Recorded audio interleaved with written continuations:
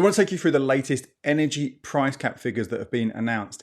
These are for the charges we're going to have for our gas and electricity between October 2024 and the end of this year. So although the prices you'll see elsewhere and the ones I talk about now, they're often quoted about annual figures, these are actually just the prices for that quarter, for those last 3 months of the year. And then they'll change again and probably again every quarter. At least that's what's been going on for the last few years and likely to carry on for a while. So what is the latest change? Bad news is, but this was expected, prices are going up. They're going up by quite a large amount. They're going up by 9.5%. You might see other people quote 10%, but they've just rounded it up. But more accurately, it's a 9.5% increase on average. And this is a really important thing to remember with all the figures I'm going to talk about in a minute. When we talk about energy price caps, it is the average amount someone is going to spend. Depends on your household usage. If you use a lot of gas and electricity for whatever reason, then it will be higher than this figure that I'm going to talk about. If you use less, it will be lower. And obviously that depends upon all sorts of things, doesn't it? How many people are in your house, your age, your vulnerability, all this kind of stuff. And obviously seasonality comes into play as well, which is why that annual figure always annoys me so much, because you aren't going to pay this same rate all year round, because when it comes around to the summer next year, maybe the spring as well, it's likely to be lower. So it's all a bit confusing. And the other important thing to talk about here as well is that these prices, this price cap, and this is kind of implicit from what I said about some people pay more and some people pay less, but the price cap is not the most anyone can pay. It is based on the unit prices and the standing charges which break up your bill. So most of us, we get a bill that comes through for our gas and electricity and we'll just see one figure. But if you dive into it a little bit deeper, and I'm sure most of you know this now over the last few years, how long we've been talking about those sky high figures, particularly what we had a few years ago, you'll know that we pay every day a standing charge for your gas, a standing charge for electricity. Whether you use it or not, you pay that, and then you pay per kilowatt hour for each of those as well. So what exactly is the new price cap as of the 1st of October 2024? Well, for the typical average use household, it is £1,717 a year. That's going to be about £143 a month if you do divide it by 12.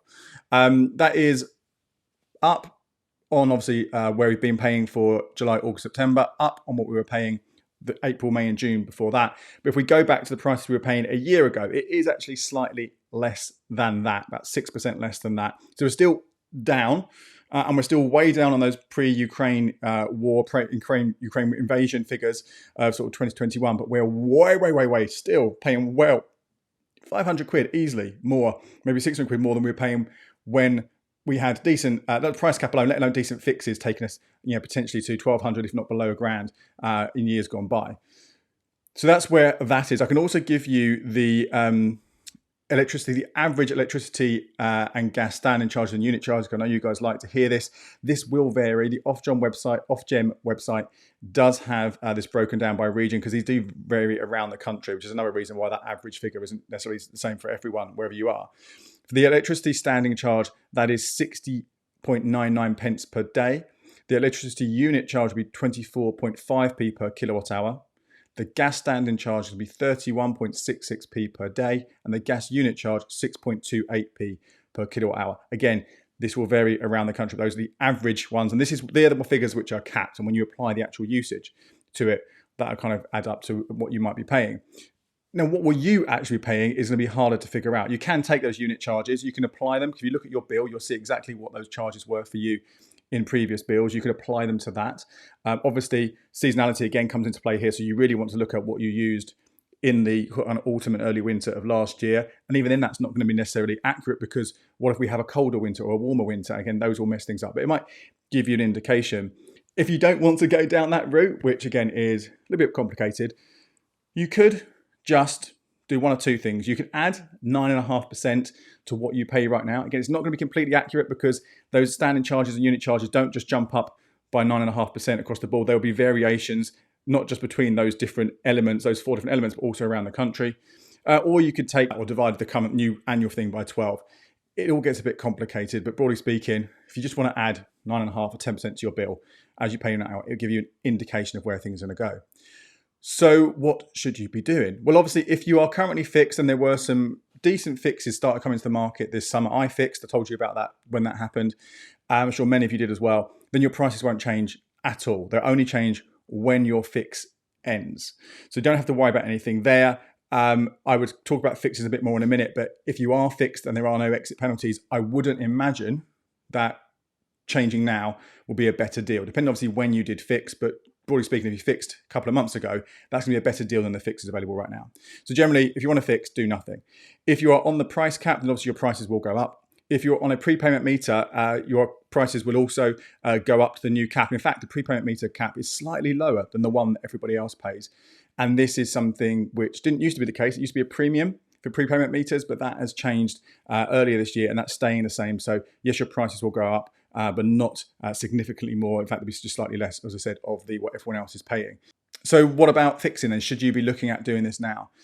Part of what comes into here fixing is not just the fact we've got this 9.5% increase coming in October, but also the current predictions, and these things do change all the time, from a company called Cornwall Insights.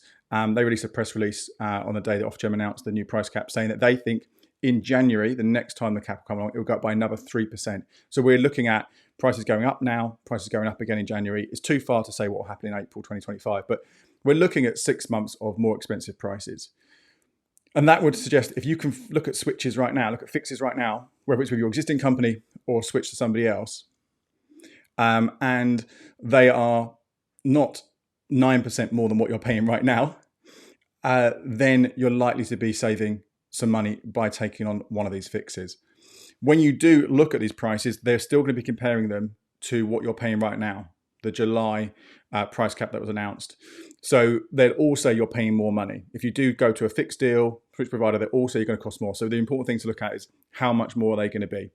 And as I say, if they're going to be, less than 9% more, and the current figures at the time of recording this, there are some which are around 4% more, then you will be saving money. Because think about it, October, November, December, January, February, March, they are when we use the most energy.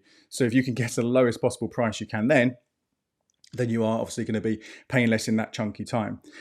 You will obviously pay a little bit more if you do that now. If you switch to a fixed deal right now at the end of August, you're obviously going to pay more for the rest of this month and for September. But again, we're not using as much energy, and it's just for 1 month compared to potentially 3 to 6 months, if not more, at that price. You'll definitely, I think, should in most cases at least be better off doing that. It's definitely well worth a look. When you do have a look at these things, another thing to pay attention to is exit fees. I mentioned them before. Exit fees were always a big thing in the past. Pretty much any fix you had went on would have an exit fee. And I never actually used one, but it gave you the case a deal came along that was cheaper than these at the time, roughly £25 exit fees. You could switch away, you'd pay 25 quid, but overall you'd save longer for the duration of a fix. Over the last few years, those exit fees for lots of places have got higher. You look at maybe 50 quid, if not more, for places. And that's going to be a lot more difficult to find that kind of saving in your bills during a fix. But there are also some now which don't offer an exit fee. And for me, they are complete no-brainers. If they're offering a decent price, if not the lowest price, but still a decent price, and you are concerned about locking in and prices coming down massively next spring and summer, which again, we've got literally no idea if that's going to happen or not, then getting one with no exit fees means you can go if you want to. The one that I looked at that still seems to be available today recording this is with Octopus. It looks like it's about 4% more than the July price cap. So yeah, less than what it's going to be in October. Again, these things can change. They might release a new version of this just in coming days. But so do actually do a comparison and check what the price difference is going to be. Ensure it is lower than that 9% increase we're going to see, 9.5% increase we're going to see in October. But no exit fees, but you can sign up for that. No problem at all. There will be others out there, so use a comparison site to see what is available to you. And again, you might not be fussed about the exit fees and just go for one that works for you. It's also worth mentioning there are still a couple of tariffs which kind of basically track the price cap, but either just a little bit below. So you save like a set amount below it or a percentage below it. These are from E.ON and EDF. The E.ON one also has no exit fee. So you move to that and you will be paying less than the cap. You definitely will. So it's better than any others, and you can move to another fix later on if you want. But again, as I say, have a look at the different comparison sites to see what you can get. So that's it in a nutshell. More information and analysis, and also comparison of how the price cap has changed over the years over at becleverwithyourcash.com. My name's Andy Webb. Thank you so much for watching. Check out these videos here for more ways to make the most of your money.